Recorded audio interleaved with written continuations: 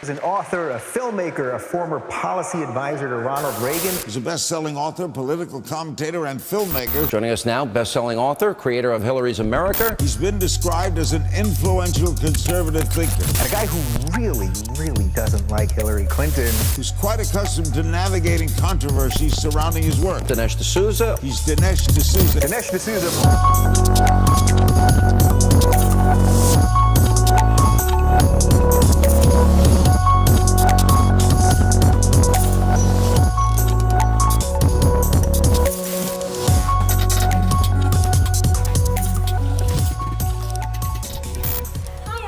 My name's Debbie D'Souza, Dinesh's wife, and we're newlyweds. We've been married almost 7 months, and I have the awesome privilege of introducing to you Dinesh this morning.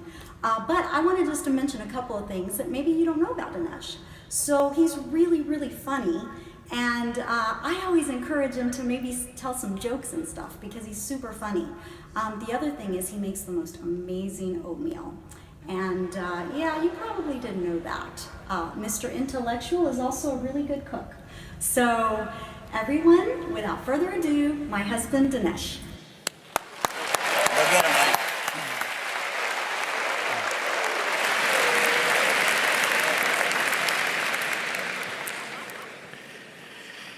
Wow, look at this. I'm honored and thrilled to be here. It's been a couple of years since I spoke in this venue. And I'm here to talk to you at a very critical time, not only in the state of this country, but also a very critical time for us as Christians.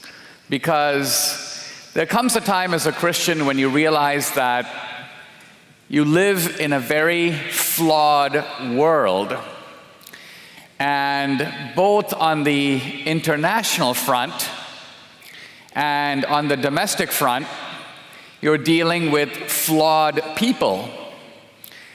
In foreign policy, when I worked in the Reagan White House many years ago, it was kind of a dismaying realization for me that when you look at the world, you always want to choose the good guy over the bad guy.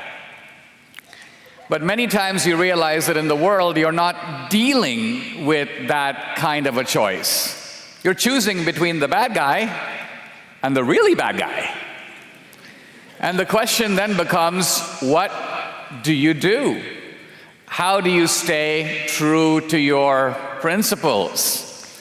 Do you embrace the lesser evil to expel the greater evil? Is it morally permissible to ally with the bad guy to eject the worst guy?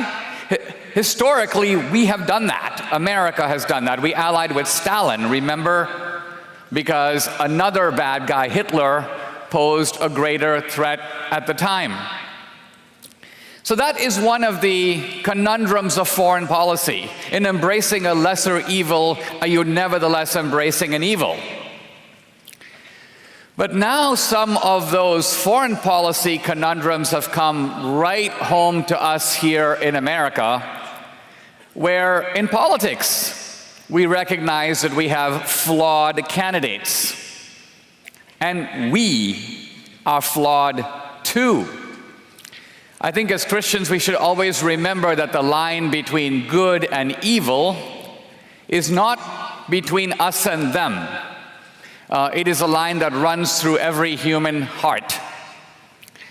Now, that being said, how do we think about this moment in American politics? I just want to give you my own take on it. I came to America at the age of 17. I remember looking out of the airplane and seeing the skyline of New York as the plane descended on JFK. I remember seeing the Statue of Liberty in the background, and I knew right away that my life was going to be different from that moment on. I intuitively realized that I was going from the margin of the world, in my case, a small town on the outskirts of Bombay, India, to the center. And I also recognize that in America, there was such a thing as an American dream. India doesn't have a dream. No other country has a dream. But this American dream is a dream not just of economic opportunity or success, but it's ultimately a dream where you can be the architect of your own destiny. America is a country where you can be in the driver's seat of your own life, in which your destiny is not given to you, it is constructed by you. When I first came to America, I longed for ladders of opportunity in which a guy like me, who arrived with $500 in my pocket, could make my own life and make a better life. And my politics is based on that. It's the politics of the ladder, Now, I want to fast forward 25 years in which I found myself standing in a courtroom and I heard someone bark out the phrase, United States of America versus Dinesh D'Souza. And I got to tell you, as an immigrant, wow, that sends a chill down your spine. I was being indicted and prosecuted by the Obama administration for exceeding the campaign finance laws, which I did do. I gave $20,000 of my money to a college friend of mine who was running for the Senate in New York. There's a campaign finance limit. I went over it. I broke the law. But you know, interestingly, justice is not just a matter of whether you broke the law. It's also a matter of, does the penalty fit the crime? Do other guys who did the same thing get roughly the same penalty? Now, I was sentenced to 8 months locked up overnight in a confinement center on the Mexican border under the supervision of the Bureau of Prisons of the Obama administration. Right about the time my case was making its way through the court, another guy, this fellow's name was Sant Chatwal, an Asian Indian guy. We Asian Indians appear to specialize in the campaign finance violations area. Well, in any event, this dude gave $180,000 in straw donations to Hillary Clinton and a whole group of Democrats. He was also found guilty of witness tampering, and he openly boasted of corruption. This guy goes before a judge, no prison, no confinement. So I experienced firsthand what I want to call progressive justice. And you'll forgive me for thinking that it was kind of an oxymoron, a contradiction in terms. Why?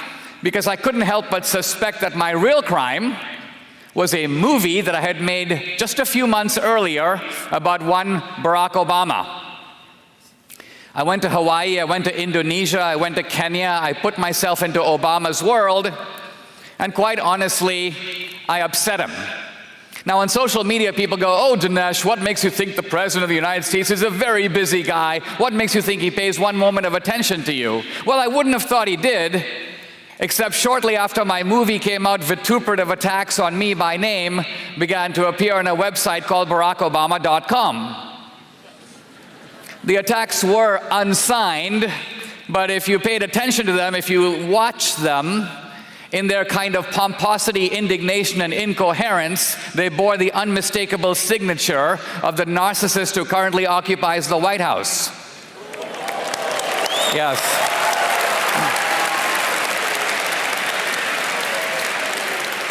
Now, I tell you this because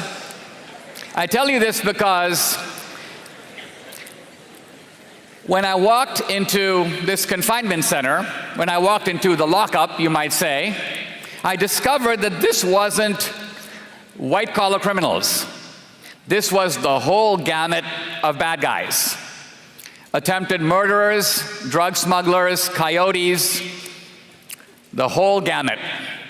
And I was in a dormitory with 120 hoodlums sleeping on bunk beds. Now, I got to say, initially I was kind of scared. Most of the guys, we were on the Mexican border, most of them were Hispanic.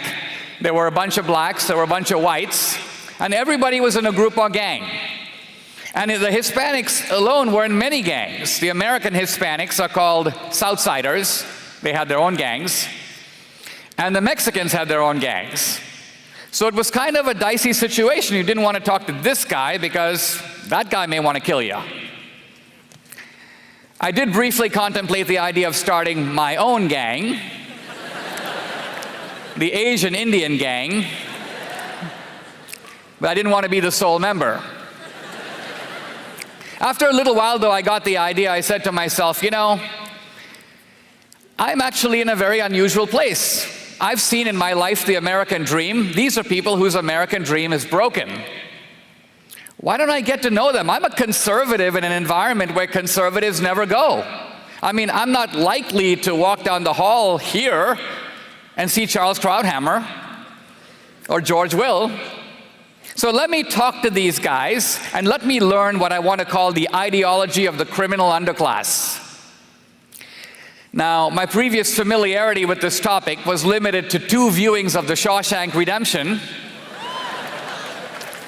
in which I had the idea that all criminals insist that they never did it. They're innocent. But as I talked to these guys over 8 months, read their case files, I realized that their view is actually somewhat different and more interesting. Their view is, hey, we did it. We're guilty. But we are the small fry. We're the stupid criminals. That's why we're here. We got caught. The big fry are still at large. The big fry never get caught. In fact, the system doesn't even go after them. Why? Because they run the system. They're too well connected in the system. And then my mind went forward to Bill Clinton having his little rendezvous with Loretta Lynch on the tarmac. It went to Obama signaling to his boy James Comey and signaling over to Lynch, hey, Hillary's my girl. I'm turning over the baton to Hillary. Lay off Hillary.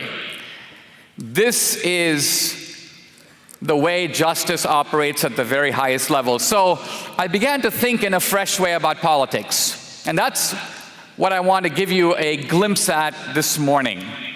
You know, my old view of politics was very idealistic, as yours may be now. We think of politics as a debate.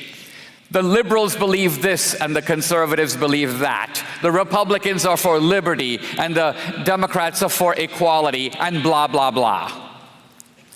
Now the truth of it is, from the point of view of the criminal underclass, human nature is not motivated by debate. People, human beings, ever since the fall, have always been motivated by other things, including acquisitiveness and greed and lust and hatred and envy and revenge. And if those are in fact the motives of human nature, how can they be exempt from politics? How can we ignore them in the political horizon? So I want to look at politics with a little grittier eye this morning to see not just what is it that people say, I want an America, blah, blah, blah. I want to look at what is it that the people who are in it want. What are they after? And I want to focus particularly on progressivism. The word is very noble sounding. Progress. Who's against progress? Well, the Republicans are supposedly against progress. But what is the definition of progress? What do the progressives want? Well, I want to suggest to you that what they want is to steal America. Now, what does that mean? How do you steal America? I'm not talking about stealing the $3 trillion federal budget. I'm not even talking about stealing the GDP, the gross domestic product, about $17 trillion. I'm actually talking about people who have their eye on the whole wealth of the country. And that means all the land, and all the buildings, and all the companies, and all the furniture in your home, and your big screen TV, and your college fund, and the money in your parents' retirement funds. All of it, if you add it up, in America, it's about $75 trillion. It's one big pile of dough. And the thieves of America are very interested. Now, they don't want to create that wealth. When the progressives talk about all this, sometimes people think they're socialists. They're not socialists. They're way too lazy to be socialists.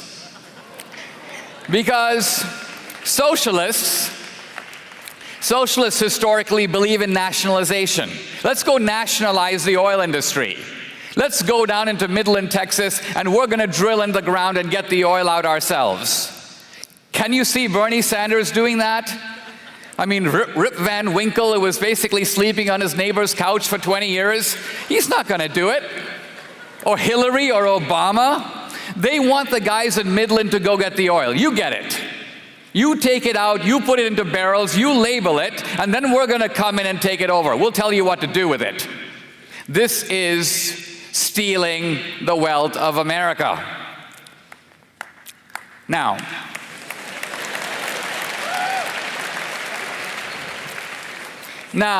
in order to steal the wealth of America, it's not just enough to have the makers and the takers. People think, oh dear, we're reaching in America where the takers outnumber the makers. They're going to outvote us in November. No. There actually aren't enough of them to do that. In order to sell this is a very special kind of theft. The progressives have to sell America on a story. It's a story about social justice and injustice. And it's got to be a story in which they are the good guys. And the Democratic Party is the party of the good guys. It's the party of the little guy, of the outsider, of minorities, of women, of African Americans. It was the party that delivered civil rights. This is basically the story of the Democratic National Convention. What's pretty remarkable about this story is it goes largely uncontested. And yet, this story is a complete and total lie.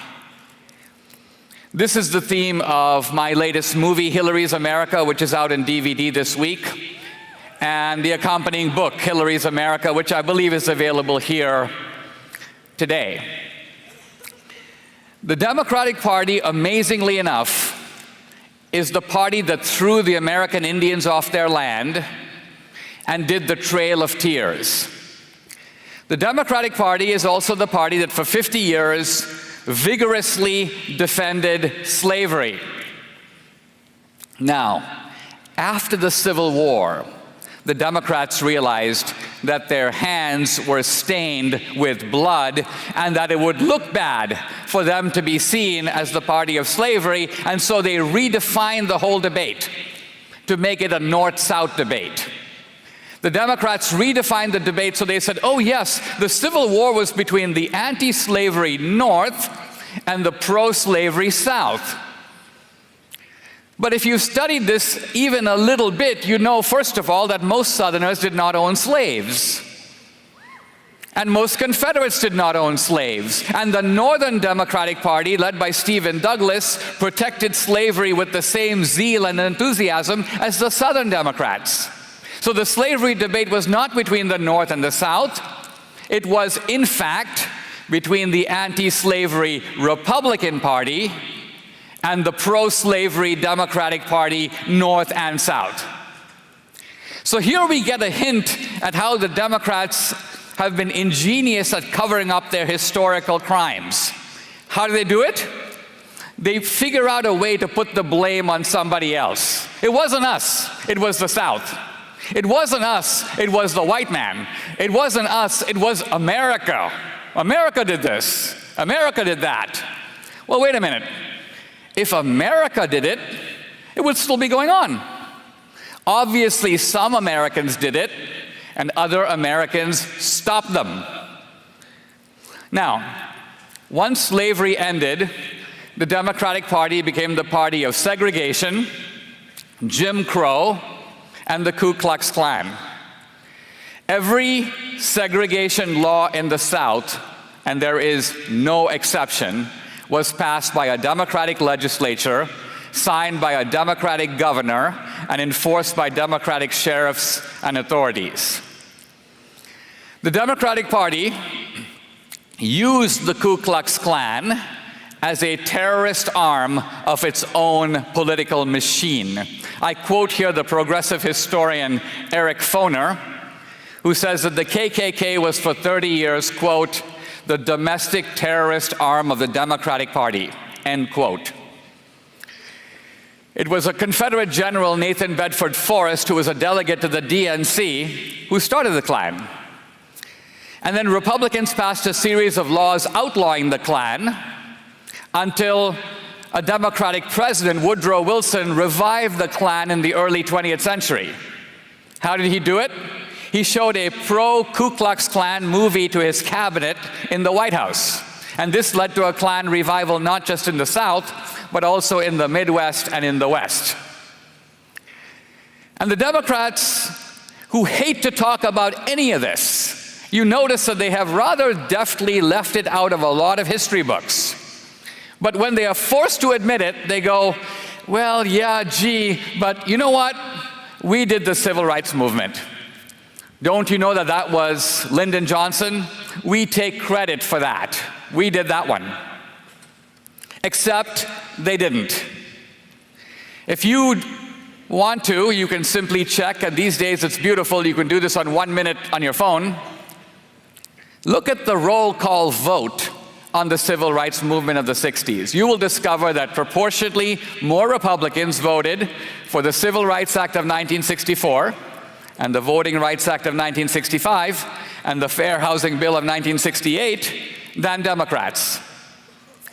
If the Democrats had been the only party in the Congress, none of these laws would have passed. And the main opposition to civil rights came from the Democratic Party. And at this point, the progressives say, but haven't you heard about the big switch? Don't you know that the two parties switched sides? Now, the whole concept of the two parties switch sides is a little strange. It's a little bit like saying, just one day, all the cops decided to become robbers, and all the robbers decided to become cops. I mean, on the face of it, that's unlikely. But is it even true? Did the racist Democrats in the 60s become Republicans? Well, the beauty of this is that in the movie, I decide to count. And so I made a list of all these racist Dixiecrats, and then I simply noted how many of them became Republicans. And I came up with the answer. I'm not very good in math. Happily, it only required one hand. The correct answer is 1. Strom Thurmond, who used to be a Dixiecrat, he became a Republican. All the other Dixiecrats stayed.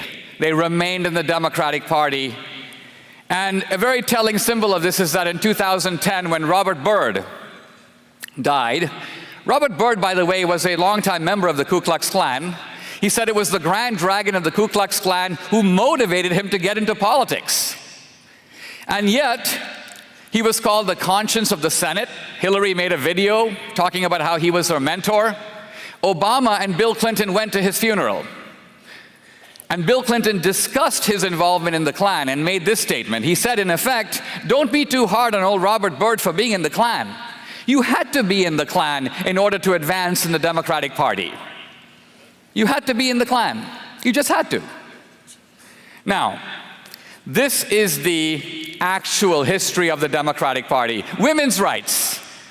We hear all this talk about women's rights right now. The Democratic Party historically is the party that fought to block women's suffrage for 30 years. They fought it in Congress where they lost, then they fought it in the states where they lost again. And if you think that all of this is somehow ancient history, the remarkable thing is that many of the horrible features of the old slave plantations we still see today in the inner city. Ramshackle dwellings, broken families, widespread illegitimacy, a huge amount of violence that's necessary to hold the place together. Everybody gets a meager provision. You get food, you get health care. But nobody gets ahead. No one gets a good education. The old Democrats used to say, slavery is a school of civilization. Well, it's not a school from which the slaves were ever allowed to graduate. And similarly, today in the inner city, everyone is dependent, and that's why they vote Democratic. But how many people actually get up and leave? How many people actually climb up those ladders of opportunity? Not a lot. And the Democrats don't mind it a whole lot that way because they continue to get the vote. They have created a politically profitable dependency. And this brings me now fast forward to what's going on right now. Many people say, I need to vote against Hillary Clinton because she's going to be Obama's third term. But I think if you watch Obama and Hillary, you realize that these are two very different people. Obama, at the end of the day, is an ideologue. His ideology, to my way of thinking, very wrong-headed. In my movie about Obama that I made 4 years ago, 2016, it's an eye-opening movie to watch now because I made all these predictions about Obama. I said Obama will double the national debt. Check. I said Obama will weaken the influence of America in the world. Check. Obama will undermine our allies and strengthen our enemies. Check. By the way, this is not a matter of opinion. We have allies. We had allies in the Middle East. Mubarak was our ally in Egypt. He's gone. Gaddafi wasn't our ally, but we were doing business with him. He's gone. Our enemies, Assad in Syria, he's still there. The mullahs in Iran, they're stronger than ever. We seem to be funneling money to them. So this is who Obama is. His ideology, as I said, it's destructive, it's pathetic, but poor man, he believes it. He thinks he's making the world better. The Clintons are very different. They're not like Obama. At the end of the day, the Clintons are more like Bonnie and Clyde.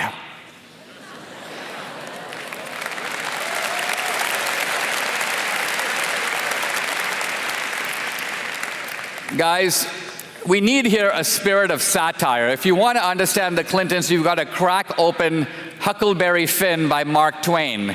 You will meet in that book two scam artists called the Duke and the Dauphin. And these guys are basically running rackets throughout the South, trying to con gullible people into believing that they are apostles of virtue. The Clintons have been doing this since Arkansas. Now, I just want to recall to you, some of you are a little young, so you'll have to read rather than remember, but I'm talking about the last days of the Clinton administration. What was going on in the last 6 months? 3 notable activities were going on. First, they were renting out the Lincoln bedroom for cash. Number 2, they were literally going through the White House and lifting curios out of the cabinets, taking paintings from the walls, Norman Rockwell's, and sending them over to Chappaqua. The Secret Service had literally to get in a car and drive there to get half of that stuff back. And then the Clintons were selling pardons to big-time felons, racketeers, and tax cheats. They put out the word that if you're a felon, this was before my time, so I couldn't put in for it, just let us know how much you're willing to pay to get your felony stricken. They were doing this. And if you say, well, that was Bill, let's fast forward to Hillary. So when Hillary becomes Secretary of State, this was a very profitable moment for the Clintons. Why? Well, you can track it. Bill Clinton's lecture fee went up from $150,000 to $600,000 as soon as Hillary became Secretary of State. This is to give a 20-minute speech. Now, do you think that people are paying $600,000 to hear Bill give you the same rubbish that you can listen for free online? No, they're not paying him for a speech. It's a kind of a bribe. It's kind of a down payment for something that the giver, and by the way, we're not talking about American givers only. We're not just talking about Goldman Sachs. We're also talking about foreign entities, foreign governments. The giver wants something. And so they pay Bill Clinton to speak. Step 1.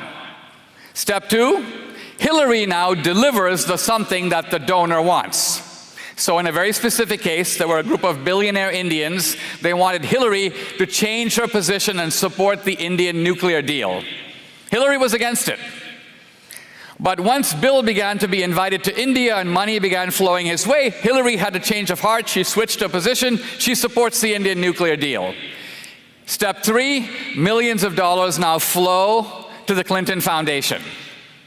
Step 1, Step 2, Step 3.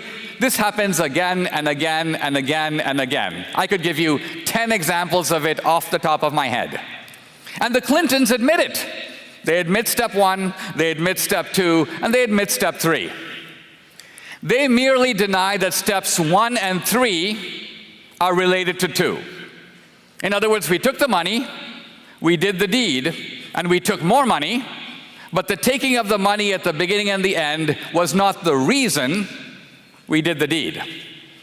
Those are independent. Now, guys, you weren't born yesterday. We have elected crooks in America before, but we didn't know they were crooks in advance. With Hillary, we know. So,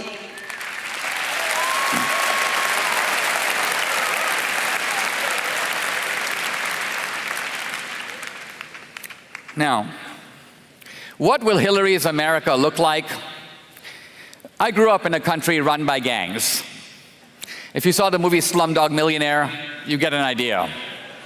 Gangs run the slums, gangs run politics, people go into politics to make money. This is new in American politics. Think about it. We've had rich presidents before, JFK, FDR, but they were rich before they came to the White House. By Hillary's own words, we started out dead broke, and the Clintons have gone from dead broke to $300 million of personal net worth, not the foundation, that's $3 billion. How do you go from 0 to $300 million on a government salary?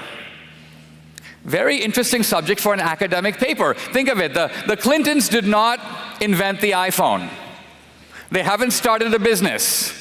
So what product were they selling in order to make all this cash? And the dismaying answer, the unavoidable answer, the one answer the media cannot say is that they were selling American foreign policy. They were selling access to the government and to power. And the media isn't saying this for the same reason that the media isn't talking about the history of the Democratic Party. And the reason that they can get away with it is that the left dominates academia, they dominate Hollywood, and they dominate the press. The 3 big megaphones of our culture. You can put out a lot of disinformation, because even if somebody else knows differently, if you don't have a big enough megaphone, no one's going to hear you.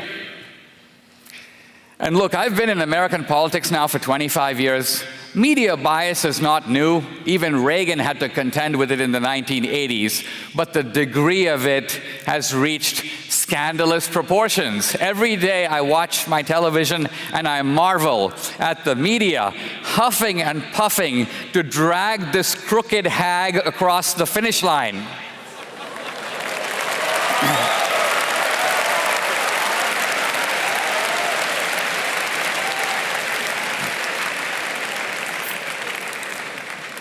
Now, what does the thoughtful Christian, what does the person who recognizes that Hillary is bad news, but nevertheless has a sense of dignity, of decency, of self-worth, do in this bizarre situation? How do you handle the situation with Hillary when her opponent has his own flaws? What do you do? What do you do? You are kind of in the position of the abolitionists of the 19th century, who were the only people who were pure-hearted about slavery. The abolitionists believed that slavery was inherently evil and should be stopped now. And the abolitionists even today are like lamps of beacons of moral inspiration. But it's also true when we look back that the abolitionists politically were completely ineffective. The abolitionists by themselves could accomplish nothing and did accomplish nothing. Why? Because being principled, they found no path, they had no path, at least not initially, to convert their principles into practice. Their intentions were pure, but their activities were worthless. In fact, at their meetings, most of them spent a lot of time doing things like burning the Declaration of Independence, burning the Constitution, blaming the founders for allowing slavery in the first place. Now, who ended slavery if it wasn't the abolitionists? Slavery was ended not by the abolitionists, it was ended by the Republican Party. It was when the Republican Party won the election of 1860, a coalition that included abolitionists, but was not led by one. Abraham Lincoln, throughout his life, denied that he was an abolitionist. His position wasn't no slavery, but I will stop slavery from expanding, the extension of slavery. So the point I want to make is that when we think about morality, there are intentions and there are consequences. And quite honestly, morality involves both. Now, the problem with having pure intentions and riding a moral high horse about them is that those pure intentions can actually produce terrible consequences. And so, for example, if someone goes, all right, I normally would vote for a Republican, but on principle, I'm going to stay home in November. I want to say to such a person, you are actually casting your vote for Hillary Clinton. You're doing that. Now, you may want to do that. You may think, I'm willing to do that. You may not care. But you need to know that a vote for Hillary Clinton is a vote to swing the balance of the Supreme Court virtually irrevocably against us. A vote for Hillary Clinton is a vote to not only permit, but bring in federal subsidies for abortion. A vote for Hillary is a vote to put religious freedom, already precarious, into a much more endangered position because the checks and balances that would normally block the government are themselves being eroded. And you are voting for a regime in which justice becomes increasingly discretionary, as I saw terrifyingly in my own case, in which there were dozens of FBI agents unleashed to get my bank statements, my tax records, read all my books cover to cover, looking for a single line that could be used to incriminate me. My sentence, bizarrely enough, included mandatory psychological counseling. Think about that. This is for giving a campaign contribution. I mean, I wasn't Jeffrey Dahmer. I didn't put bodies in the refrigerator. And yet, as in Cuba, as in the Soviet Union, I'm going to government-ordered counselors supposedly to re-educate me. But I'm not re-educated. I'm unrepentant. In Hillary's America, I think it is an illusion to believe that we as conservatives or as Christians can retreat into our private spaces, drive our pickup truck to school or to work, pray in church, and they will leave us unmolested. They will not do that. They have no intention of doing that. And in a democratic society as Christians, think about it. How did we lose the media? Not enough of us got involved. How did we lose academia? Not enough of us went to those schools. How did we lose Hollywood? Not enough of us make movies. We gave up that territory, and then we pretend to be shocked when they use their power to beat the heck out of us. And the same is true in politics. American politics since Reagan has been balanced. This ship is likely to go one side up, and it's going to be a very different America and it's going to be a very different America for you and for me. We've seen the latest WikiLeaks emails. In them, you see the kind of bigotry that the Democrats will indulge in privately against evangelicals, against Catholics. When you listen to it, you ask yourself this question: would they ever say that about a Muslim? Never. So there is a selective prejudice in our society. It's already there. It's already in the culture. But to import it to the highest level of politics, and it's one thing if it happens anyway and we fought it and we lost. But for us to collaborate with it, to make it easy, to make it happen, this is why the English phrase was invented, asking for it. For us to do that, in my opinion, is to ask for it. Look, I don't want to tell you what to do. Frankly, I know what I'm going to do. I can't vote. Because of my conviction on the campaign finance issue, I'm not allowed to vote. But I urge you to think critically. I urge you to weigh the options. I ask you to think about the American dream handed down to us from generation to generation and ask, what can you do to preserve, protect, and defend that dream? In the immortal words of the 60s,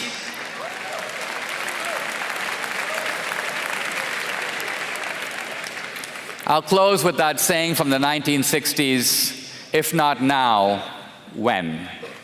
If not us, who? Thank you very much.